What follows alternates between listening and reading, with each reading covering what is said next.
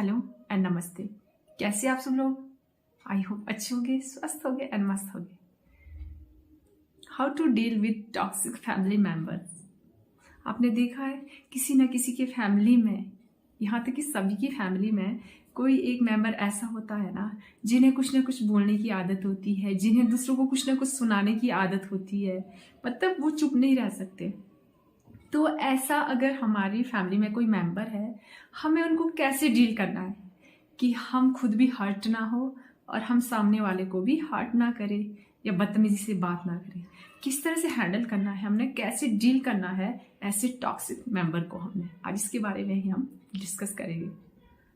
Imagine करो कि आपके हाथ में एक कॉफ़ी का मग है और आप कॉफ़ी पी रहे आराम से बैठ के, और कोई सामने से आया अचानक से और आपको धक्का लगा और आपकी जो कॉफ़ी है वो गिर गई, वो बाहर की ओर स्पिल हो गई। तो अब आप कहोगे कि यार उसमें से कॉफ़ी क्यों गिरी, मतलब कोल्ड ड्रिंक क्यों नहीं गिरा, या मतलब कुछ और क्यों नहीं गिरा। कम ऑन यार, बड़ा स्टूपिड। कॉफ़ी थी तो कॉफ़ी गिरेगी ना, जब अंदर कॉफ़ी थी तो बाहर कॉफ़ी ही आएगी, कॉफ़ी ही स्प्लिट होएगी ना। एग्जैक्टली जो ही हमारे अंदर होता है ना, वही हम बाहर दूसरों को देते हैं। वही जो हमारे अंदर इम्पोर्ट था ना, वही बाहर मतलब आउटपुट निकालता है, वही आउटपुट बाहर आती है। इसी तरह से अगर हमारे फैमिली मेम्बर बहुत ज़्यादा टॉक्सिक है, बहुत ज़्यादा नेगेटिव बातें बोलते रहते हैं, बहुत ज़्यादा सुनाते रहते हैं, तो how to deal with it. बहुत सारे लोगों को कहते सुना है, usually what I say, don't talk to those friends या block those people. But family member को तो हम ब्लॉक भी नहीं कर सकते, तो उनके साथ कैसे डील की जाए। तो हमें ना यही सोचना चाहिए, ये सोच के सुनना चाहिए, मतलब कि जिसके अंदर जो है ना सामने, वो हमें वही देगा। अगर किसी इंसान के अंदर इतनी फ्रस्ट्रेशन भरी है ना, बहुत ज़्यादा नफरत भरी है ना, तो वो सामने वालों को वही देगा, प्यार तो वो देगा नहीं।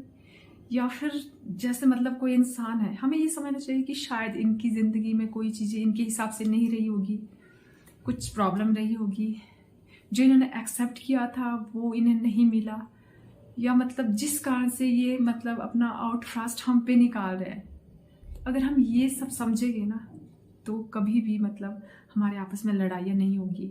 हम मतलब खुद को भी नहीं कोसेंगे कि ये इंसान मुझे यूं ही सुनाए जा रहा है, और हम उस इंसान को वापस बोलने से भी बच जाएंगे। अगर हम अपने मन में हम यही सोचें कि नहीं, इस इंसान के अंदर जो मतलब चीज़ें हैं वो इसके हिसाब से नहीं चल रही है, मतलब इस इंसान के अंदर मतलब बहुत ज़्यादा नेगेटिविटी भरी है, मतलब ये इंसान ज़रूर किसी ऐसी सिचुएशन से गुजर रहा है कि उसका आउटफ्रस्ट वो सामने वाले पे निकाल रहा है।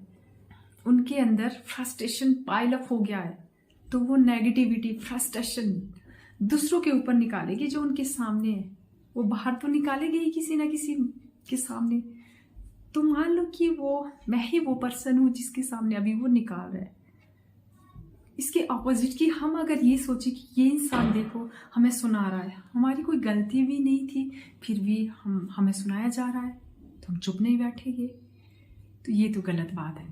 आप खुद को इफेक्ट होने से ऐसे बचा सकते हैं। आप ये समझे कि उनकी लाइफ के एक्सपीरियंसेस ही शायद ऐसे रहे होंगे जिसने इनको इस तरह का इंसान बना दिया है। हमें मतलब अपने दिमाग में ये सोचना चाहिए कि होगा शायद इनकी लाइफ में कुछ ऐसे एक्सपीरियंस जिसकी वजह से ये इस तरह के बन गए।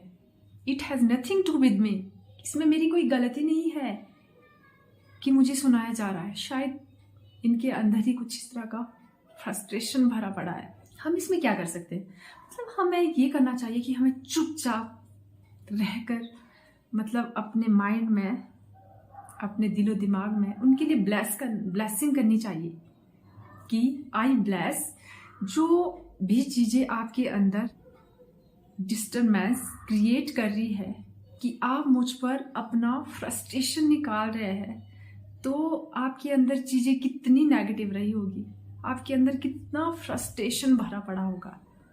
ठीक है, हम उनको जाकर बोलेंगे नहीं, फिर तो और ज़्यादा मामला बिगड़ जाएगा। हम अपने दिलो दिमाग में, अपने मन में ये सोच सकते हैं कि आई ब्लेस दिस पर्सन, कि इनकी लाइफ में इतने नेगेटिव सिचुएशन चल रहा है, जिसकी वजह से ये अपना मतलब फ्रस्ट्रेशन मुझ पे निकाल रहे हैं, तो वो मुझ पर बाहर आके नेगेटिविटी वेंट आउट कर रहे हैं। इसका मतलब कि उनके अंदर कितनी नेगेटिविटी होगी, कितनी फ्रस्ट्रेशन होगी, कितना सब कुछ होगा।